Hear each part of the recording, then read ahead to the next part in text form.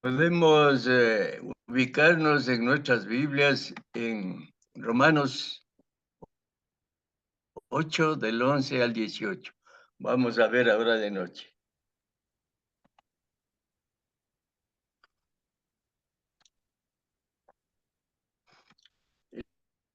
El bosquejo está dividido solamente en tres partes. Deudores somos, no a la carne, y nos vivificará.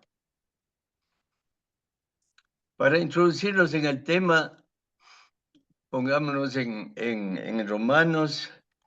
Yo les voy a leer el verso 11. Dice, y si el espíritu de aquel que levantó de los muertos a Jesús mora con vosotros, el que levantó de los muertos a Cristo Jesús vivificará también vuestros cuerpos mortales por su espíritu que mora en vosotros. Como se habla de vida y muerte espiritual, también se habla de resurrección, aquí referida. Es la que resucita al hombre a vivir justamente con Cristo. Lo primero que apreciamos en este pasaje es la declaración de que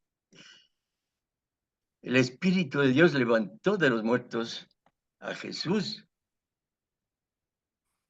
La resurrección fue un hecho real, según las evidencias demostradas ampliamente en toda la documentación, en toda la Biblia, inclusive históricamente, en las hechos.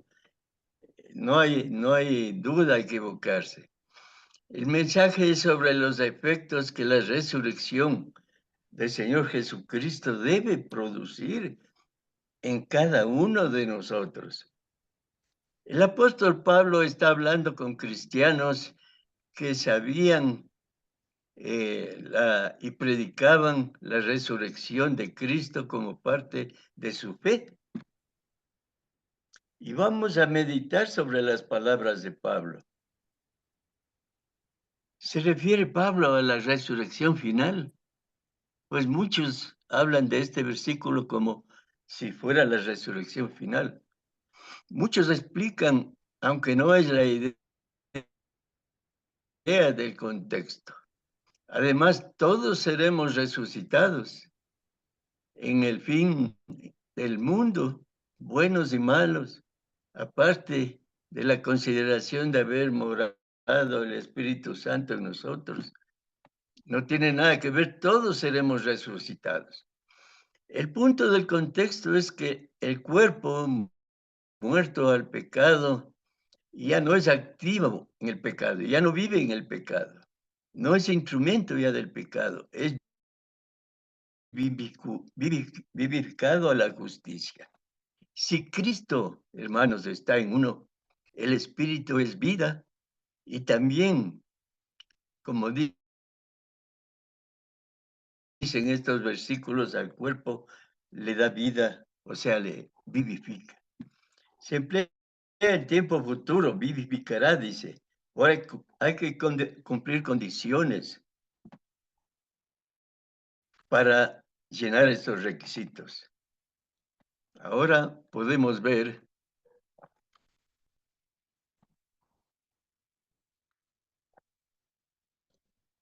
deudores somos. Vamos a entrar en el tema principal. Deudores somos.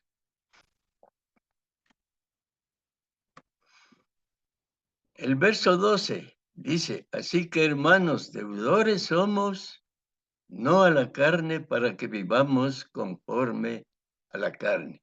Miren lo que dice el verso 12. Hermanos, deudores somos. Pablo les llama hermanos. Tenemos una enorme deuda contraída que jamás podremos pagar, jamás podremos saldar. Y nos preguntamos, ¿por qué somos deudores? ¿Por qué seremos deudores? ¿A qué pues somos deudores? La respuesta implica a que aunque no esté estipulada en la Biblia, al Espíritu para atender las cosas que son del Espíritu. Somos deudores al Espíritu para atender las cosas que son del Espíritu. Ni si para trabajando, hermanos, para Dios, podríamos hacer frente a tan gigante deuda. ¿Se imaginan ese privilegio de ser perdonados los pecados y de que el Espíritu Santo more en nosotros? No se puede dimensionar nosotros que somos cristianos, que estamos practicando, leyendo la Biblia, edificándonos todos los días. Podemos llegar a tener ese conocimiento tan grande. La gente del mundo no le interesa mayormente. La cuestión es que la mayoría de los cristianos vivimos ajenos a esta realidad de la que habla Pablo. Y no solo la gente del mundo, bastantes cristianos hacen lo mismo. Su gracia infinita, su misericordia constante, su amor incondicional llega a engañar a muchos, haciéndole creer que Dios tiene la obligación de bendecirnos. Eso es lo que piensa. La Biblia expresa con total claridad que éramos enemigos de Dios. Leamos, por favor, Romanos 5:10, para ir constatando lo que yo les voy diciendo. Romanos 5:10. Porque si siendo enemigos fuimos reconciliados con Dios por la muerte de su Hijo, mucho más estando reconciliados seremos salvos por su vida. Al comienzo dice, éramos enemigos de Dios y fuimos reconciliados. Nos descarriamos como ovejas, Isaías 53:6. Ese versículo se han de saber, ¿no? Pero leamos, Isaías 53:6.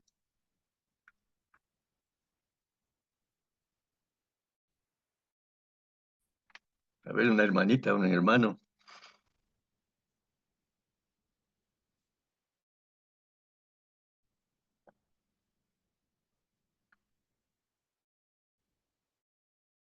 Nos descarriamos como ovejas, dice.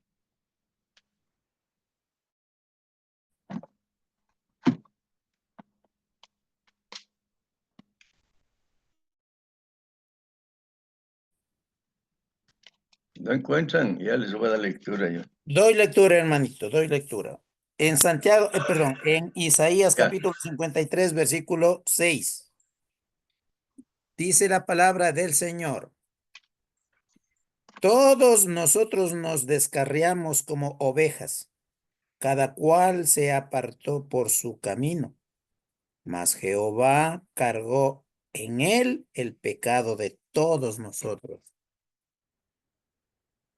Vamos viendo de qué somos deudores. Antes éramos enemigos. Cuando estábamos en el mundo, nosotros éramos enemigos y andábamos descarriados. Y también estábamos sin Cristo. Efesios 2:12 leamos.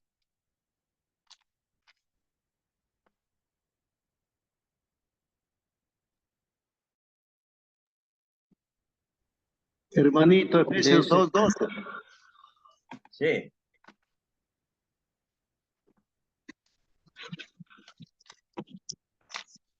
No se le oye, hermano Octavio. Sí, sí, hermanito. En aquel tiempo estabais en Cristo alejados de la Sin circuncisión. Cristo. Sin Cristo estaba. Sí, en aquel tiempo estabais sin Cristo, alejados de la ciudadanía de Israel y ajenos a los pactos de la promesa, sin esperanza y sin Dios en el mundo. Qué triste, ¿verdad? Qué triste. Estábamos ajenos a los pactos de la promesa sin esperanza, dice, y sin Dios en el mundo. Éramos terriblemente condenados. 2, 4 y 5, ¿qué nos dice? 2, 4 y 5 nos dice, pero Dios, que es rico en misericordia por su gran amor con que nos amó, aun estando nosotros muertos en pecado, nos dio vida juntamente con Cristo. Por gracia sois salvos. Miren cómo estábamos anteriormente. Éramos enemigos, estábamos descarriados, estábamos sin Cristo, sin esperanza, sin Dios en el mundo. ¿Y qué hizo Dios? Nos dio vida juntamente con Cristo. Por su gracia somos salvos. Porque si siendo Romanos 5:10, leamos, por favor.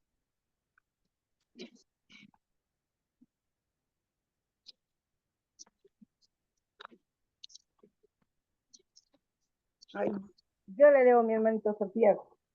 Gracias. Dice, la nueva traducción viviente dice, pues como nuestra amistad con Dios quedó restablecida por la muerte de su Hijo, cuando todavía éramos sus enemigos, con toda seguridad seremos salvos por la vida de su Hijo. Amén. Siendo enemigos, Dios nos reconcilia por la muerte de Cristo Jesús, de su Hijo. Es cierto que cada cual se apartó de su camino, como dice Isaías 53:6. Mas Dios se encargó en él los pecados de todos nosotros en Cristo Jesús, en su Hijo. Qué maravilloso milagro, ¿verdad? También es cierto que Efesios 2, 12 y 13, leamos por favor.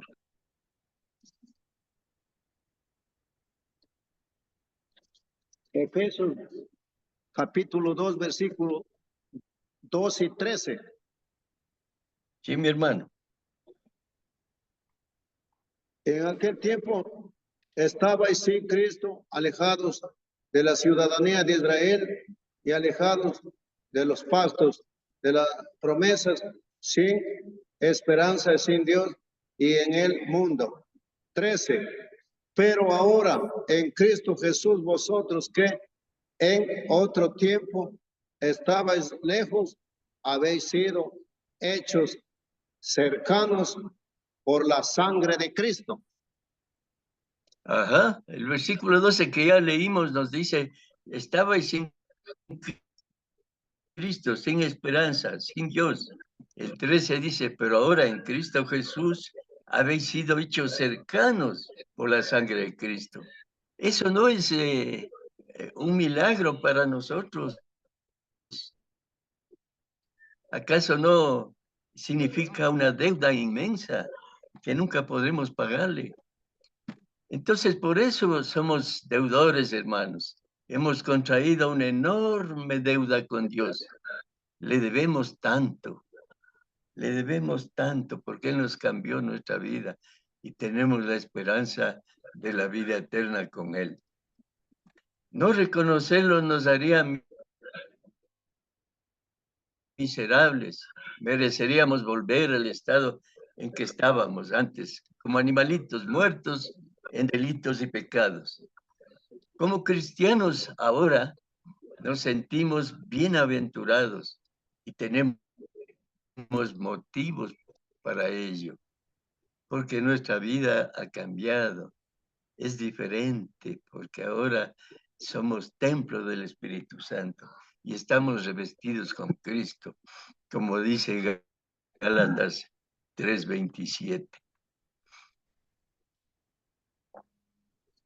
Ahí está la resurrección o la muerte, digamos, del Señor para limpiar nuestros pecados. En el verso 12 dice, hay 5 condiciones tristes que tenían los gentiles inconversos. Ubíquense en el 12, que ya leímos 2 veces. Pero ubíquese. Dice, de las 5 condiciones nos dice, una, estar sin Cristo. 2, alejados de la ciudadanía de Israel. 3, ajenos a los pactos de la promesa. 4, sin esperanza. Millones hoy en el día están sin esperanza. Muchos tienen falsas esperanzas, confiando en su propia moralidad, en la religión humana. Siguen a hombres, a religiones de hombres, y piensan que van a ser salvos. Esa es una falsa esperanza. Y 5, sin Dios, los ateos que niegan la existencia de Dios. Todas estas cosas están en el versículo 12. Y Cristo murió para nosotros. ¿Cómo no reconocer ese maravilloso milagro del Señor de con su sangre limpiarnos nuestros pecados? Nuestros pecados fueron perdonados. Primera de Juan 2:12. Leamos, por favor. Primera de Juan 2:12.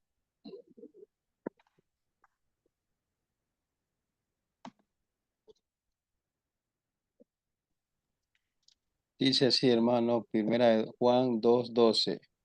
Os escribo a vosotros, hijitos, porque vuestros pecados os han sido perdonados por su nombre. Ajá. Gálatas 4:5.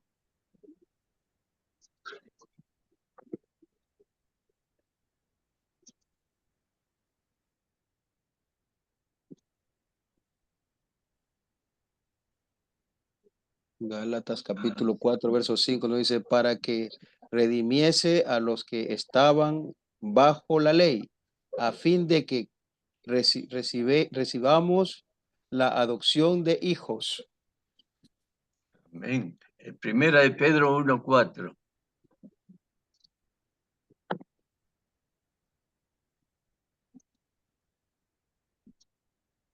Voy a cuál es. Primero Pedro 1:4 dice, para Gracias. una herencia incorruptible, incontaminada e inmarcesible, reservada en los cielos para vosotros. Amén, gracias. En Mateo 28:20,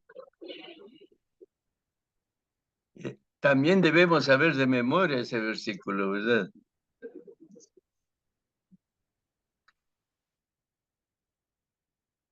Yo estaré con ustedes todos los días hasta el fin del mundo, dice el Señor Jesús.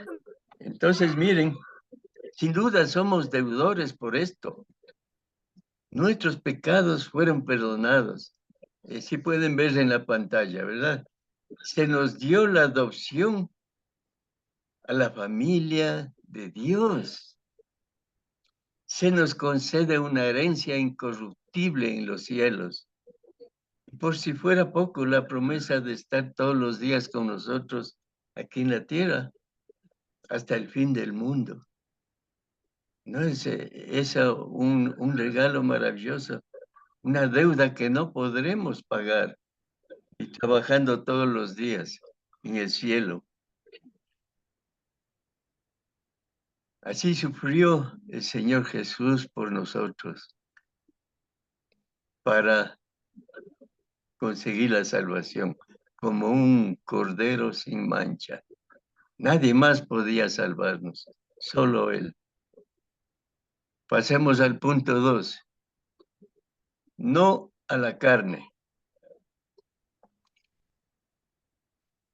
En primera de Juan 2:16, leamos por favor.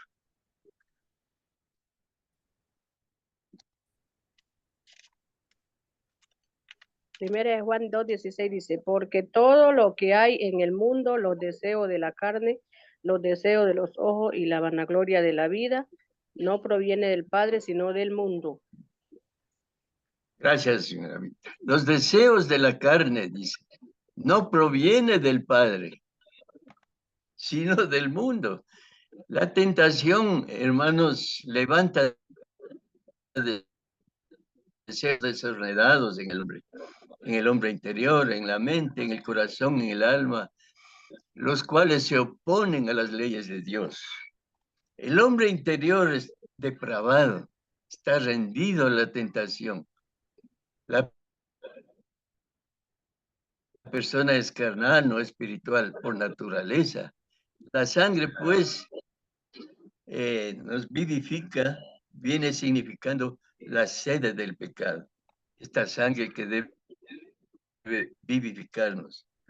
También dice los deseos de los ojos.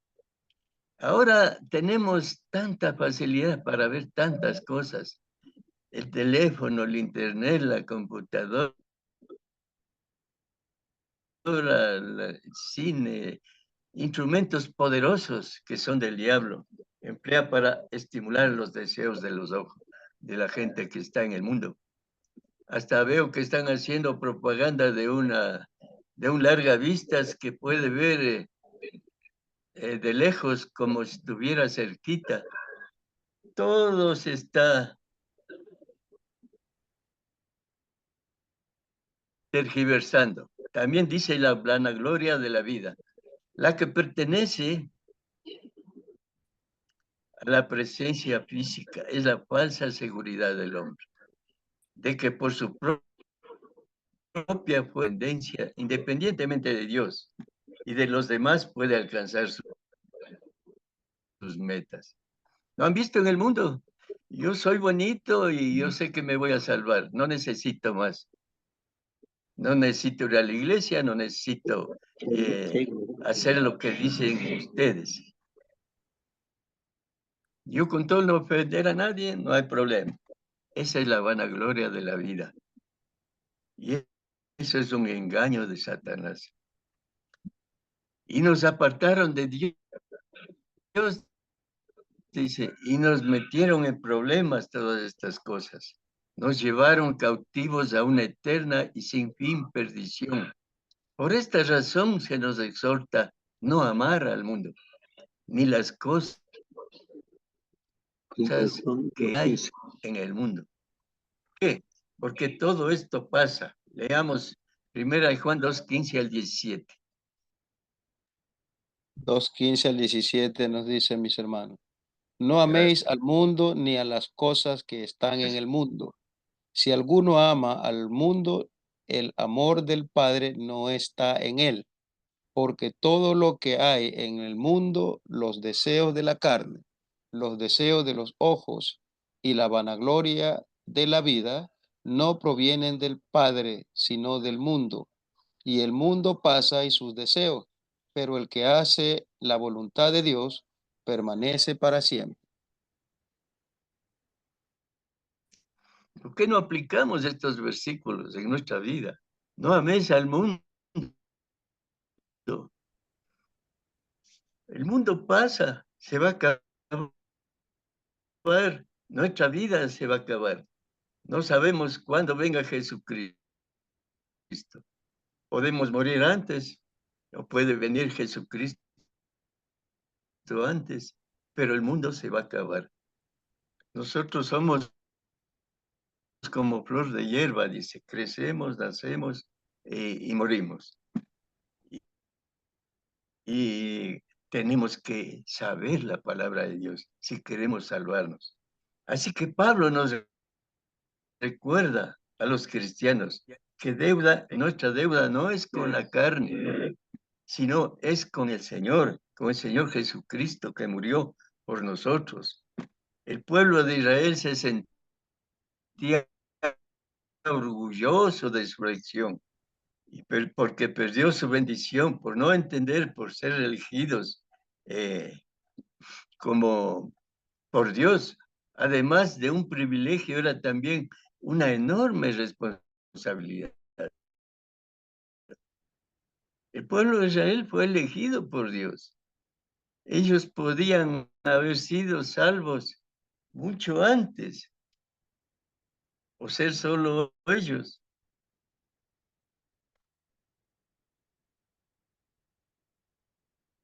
Ni Israel, hermanos, ni la iglesia han sido escogidos para recibir beneficios y salvarse, para ser ejemplos del mundo.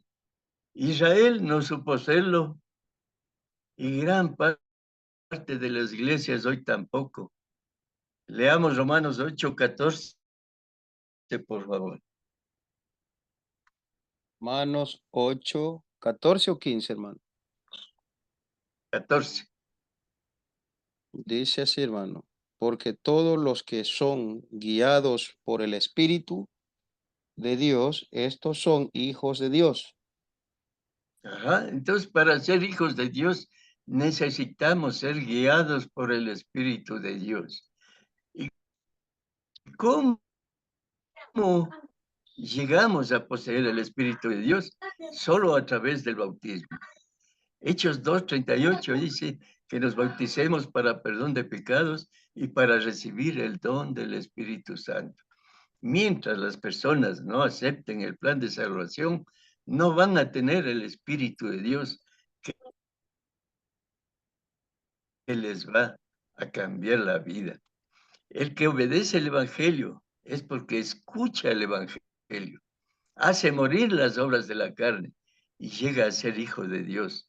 Y continúa siendo guiado por el Espíritu en la vida de cristiano. El que está en la carne no es guiado por el Espíritu de Dios, como enseña Pablo en este verso. Leamos Romanos 8:15, por favor. 8:15 dice, pues no habéis recibido el espíritu de esclavitud para estar otra vez en temor, sino que habéis recibido el espíritu de adopción, por el cual clamamos Abba, Padre. Hemos recibido el Espíritu de adopción, dice. Antes de la conversión, nosotros los cristianos en Roma habían estado en la esclavitud del pecado, con temor respecto al futuro. Pero ahora por el Evangelio hemos sido hechos hijos de Dios, que nos da otra disposición, otra actitud, nos da una nueva fuerza, una nueva vida, que es la que pertenece a los hijos con un Padre Salvador. Y por eso lo llaman Abba Padre. El apóstol les recuerda a los cristianos de Roma que no habían recibido el espíritu de esclavitud para estar otra vez con temor, sino el espíritu de adopción. Abba Padre es palabra aramea que quiere decir padre. Se usa la palabra aramea y la griega para dar énfasis. El Espíritu mismo da testimonio a nuestro espíritu de que somos hijos de Dios. Pablo está hablando del espíritu de adopción, que es la disposición o actitud de que son hijos de Dios. Somos guiados por el Espíritu Santo. Así que el mensaje de hoy es que, punto 3, nos vivificará. Leamos Romanos 11 al 13, por favor. Hijo del diablo. Alguien está abierto el micrófono y está llamando al El Espíritu de Dios, diablo. Espíritu de Dios, quien levantó a Jesús de los muertos, vive en ustedes. Y así como Dios levantó a Cristo Jesús de los muertos, Él dará vida a sus cuerpos mortales mediante el mismo Espíritu, quien vive en ustedes. Por lo tanto, amados hermanos, no están obligados a hacer lo que su naturaleza pecaminosa los incita a hacer, pues si viven obedeciendo, morirán. Pero si mediante el poder del Espíritu hacen morir las acciones de la naturaleza pecaminosa, vivirán. Pues todos los Gracias. Hasta ahí nomás. Mi hermanita, gracias. Miren esta hermosa promesa de parte de Dios para todos los cristianos, para todos los que hemos recibido el Espíritu de Dios. una promesa que aumenta nuestra ya impagable deuda con Dios.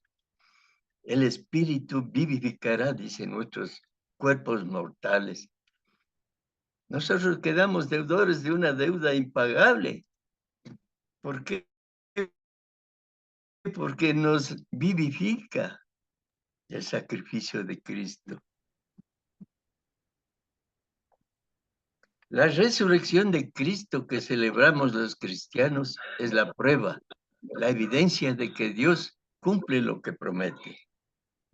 Nunca se olviden, hermanos, que las promesas de Dios son condicionales, y a todas las personas que estén escuchando este mensaje. Leamos Romanos 8:17, por favor. Romanos 8:17. Dice así, mis hermanos. Y si hijos también herederos, herederos de Dios y coherederos con Cristo, si es que padecéis juntamente con Él, para que juntamente con Él seamos glorificados. Ajá. La condición es que padezcamos junto con Él, dice. O sea, que vivamos junto con Él, que le ayudemos a llevar la cruz, como nos decía.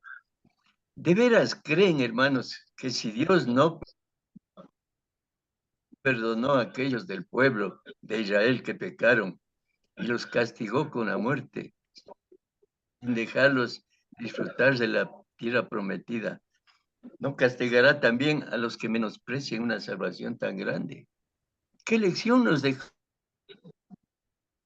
Señor el Señor en el desierto?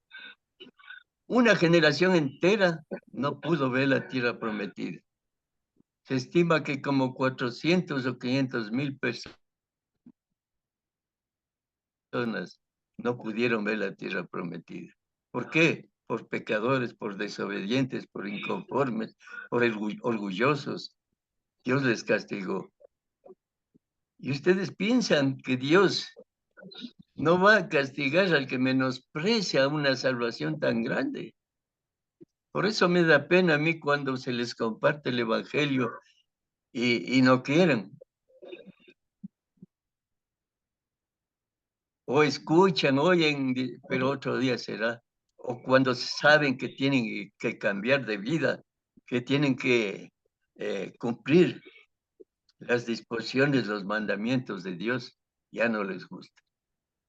Prefieren una doctrina adaptada a la vida de ellos. Eso sí da pena, porque nosotros sabemos que Dios es justo. Dios es amor, pero también es justo. Para resumir,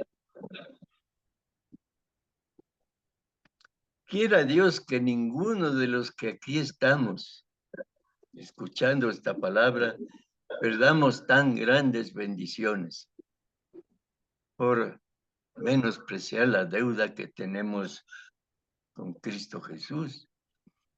Nuestra misión, según Mateo 28:18-20, es: toda potestad me es dada, dijo el Señor.